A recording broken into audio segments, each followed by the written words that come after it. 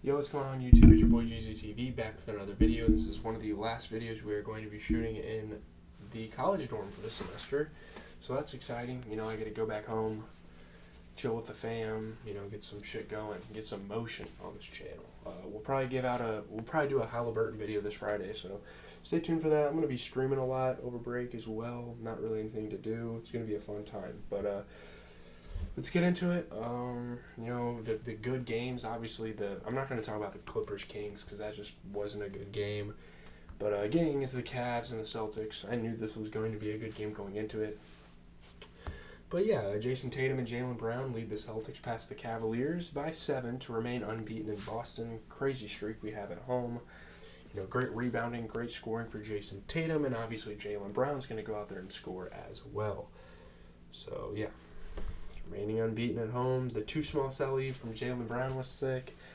Jason Tatum hit some big time threes. Kristaps Porzingis was knocking shit down on the offense, from three, from inside.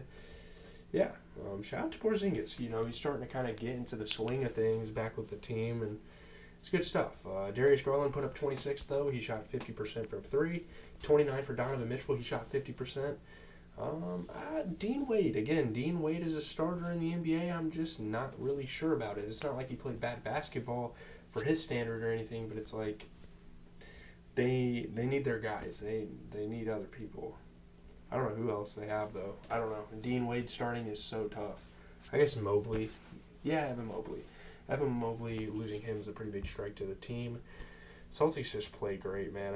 25 points and 10 rebounds for Tatum, 21 points, 10 rebounds for Porzingis off of 33% shooting, or 33% three-point shooting, 25 for Jaylen Brown. Those three can get it done. That's one of the strongest big threes in the entire NBA. But moving on to Lakers-Mavs, this was a really good matchup going into it. Luka Doncic and Tim Hardaway lead the Mavs over the Lakers by 2 in LA's first game since winning the NBA Cup. I guess that didn't really give them any momentum as they came out. To be fair, the Mavs are a really good NBA team. I think they've won their last 4 games. But Luka Doncic is piling up the minutes with all-star sidekick Kyrie Irving sidelined by a bruised foot.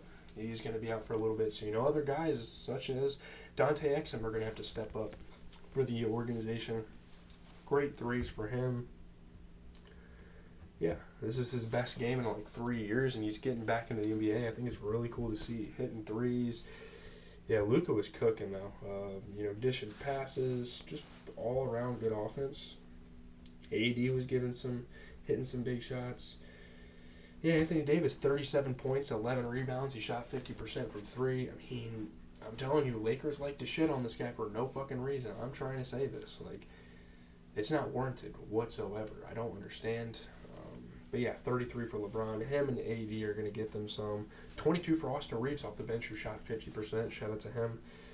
Cam Reddish, on the offensive end, I think he could have did a little bit more. I don't know. I guess they have Rui off the bench at the forward position to kind of give them that sort of scoring at the wing. If LeBron's not doing it, it's most likely going to be a combination of Taurean Prince and Rui Hachimura. But yeah, Cam Reddish, I know he's a great defensive player. He's nice. LeBron got 3 steals, but we know Cam Reddish is a great on-ball defender, but I don't know. He needs to be better on offense for sure.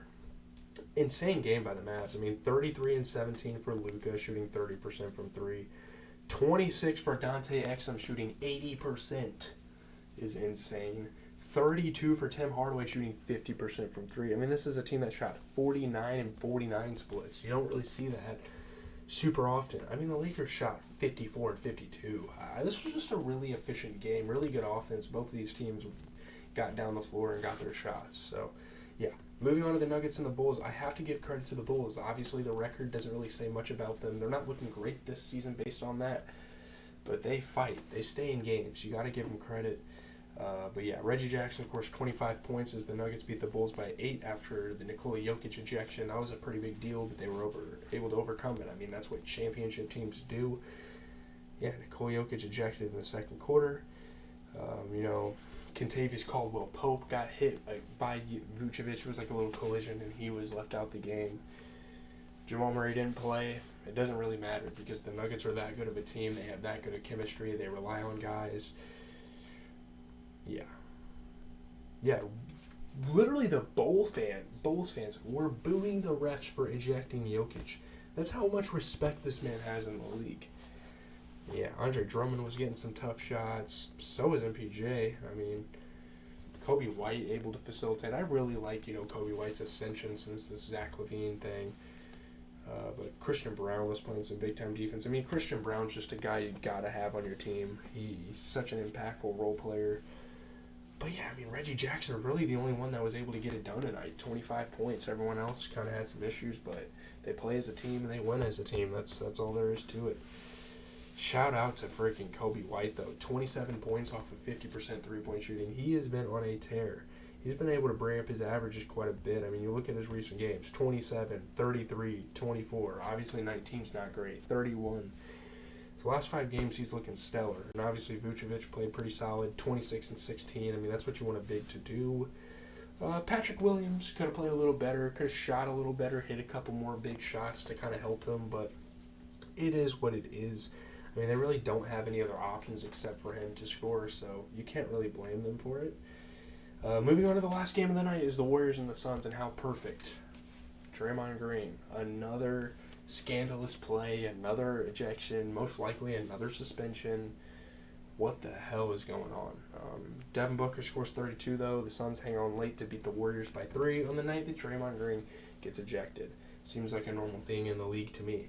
The Phoenix Suns finished another white-knuckle win in the final seconds, once again making a comfortable victory, much more close than it probably should have been. And I do realize that they didn't have Kevin Durant, so that's definitely a factor. But yeah, that hit on Nurkic was crazy, though, Draymond. I mean, what makes a man do these things? It's out of pocket. It's out of control. Why is he in the NBA? I literally made a video about this. Like a month ago talking about it. It's like, dude, and my point still stands. Get him out of the NBA. But Kuminga was dunking it down. Devin Booker was kind of showing off for the crowd, hitting some threes, throwing it down. Nurkic was hitting some tough ones for the Suns. Got to give the Suns some credit. And I don't even think it's Draymond's fault that the Warriors lost this game. It's just they don't. I don't know. It's a really interesting one. Steph Curry put up 24. You get 15 and 11 off the bench for CP3, shooting 75% from 3. You got to give him credit. 20 and 11 for Podziemski. He might be their guy off the bench. He shot 50% from 3. Again, every time I talk about the Warriors and they lose, it's because of Kevin Looney not being able to score the rock. I understand, Draymond and Andrew Wiggins. But I think the immediate issue here is getting Kevin Looney to actually be able to fucking do something besides grab rebounds all game. And even that, he's not even... I mean, he did good in the playoffs, but he's barely a top 25 rebounder in the NBA. Like, he's barely a good enough rebounder to be starting in the NBA as a center. I don't know. Like, he just doesn't do anything super, super well. Yeah, it's not great. Well, he rebounds well. That's what he does well, but it's like... If that's the one thing you're going to be good at, you better be giving me 12 a game.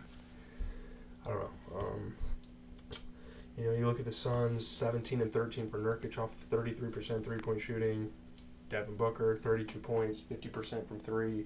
Obviously no KD, but it's nice to see Bradley Beal back in the rotation. And, yeah, the Suns are actually looking pretty solid right now. They're in a pretty good spot for the season considering, all the injuries and, how this might be what we saw in Brooklyn. But... I don't really have much to say. A decent amount of games tomorrow. Pretty solid slate. Pacers-Bucks is always a good one. Looking forward to Nets and Suns. Those are really the 2 games. Pacers-Bucks, Nets, Suns. Those are going to be the big games tomorrow. Yeah, Nets are actually looking pretty solid. And they put themselves in a position. It is what it is. I'm out. Got to get some sleep for a final. Actually, I have to watch The Visit first. I need to take a picture of that scratch it.